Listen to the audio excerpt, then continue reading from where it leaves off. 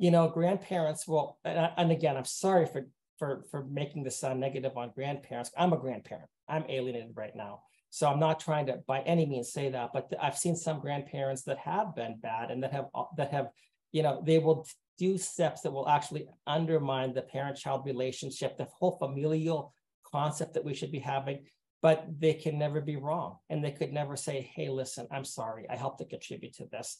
We love you, we love the kids. And especially if you're in a situation that when a divorce takes place, like it happened in my situation, divorce I didn't want, but a divorce that was granted nevertheless. And now all of a sudden you become public enemy number one.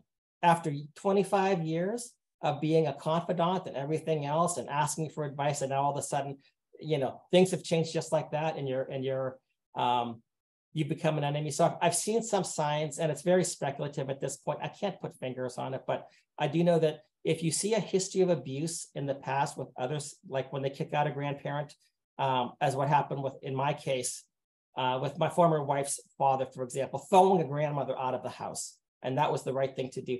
Maybe there are some things as far as the familial relationship that are signs that perhaps there may be some other things that will reproduce themselves later on. Because let's face it, we learn things from our parents, and maybe you or maybe your ex-spouse or maybe somebody else has picked up some really bad behaviors and or some bad practices. So yes, I have seen some of those things. It's completely speculative at this point, but there are things that would be red flags for me going forward. Yeah, I get that and I agree. There are some grandparents, may I say, they're in the minority and they're right. few. But I had one last week that I was speaking with, and she made the comment that she wished she had taught her granddaughter to lie to her parents. And I'm like, whoa, that is not what you need to be doing. You should never teach that child to lie to anyone, especially their parents, And then she didn't want to do something they wanted her to do, the parents. So now she can't see her granddaughter. And I'm like, and it wasn't a big deal that she could have done it, but she didn't want to. And I'm like, you can't put yourself before the grandchild. It's about them. It's not about you, because your grandchild doesn't know why you're not there. So the fact that some of these grandparents can do these kind of things, it doesn't mean they can't change, and that's my prayer, that they see the wrong that they have done and they change it.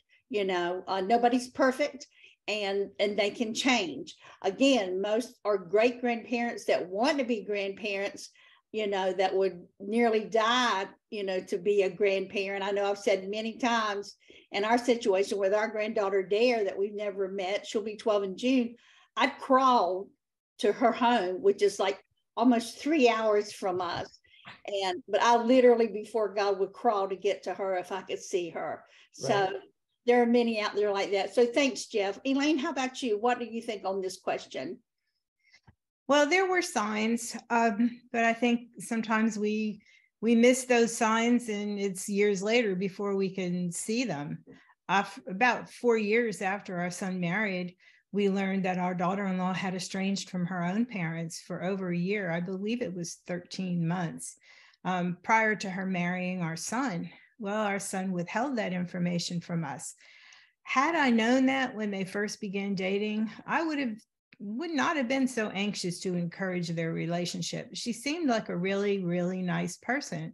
And, but, I would certainly be leery of someone who could be so cruel to their own parents. And then when our grandchildren were born, they were living in a state which was about a 5-hour drive from our home.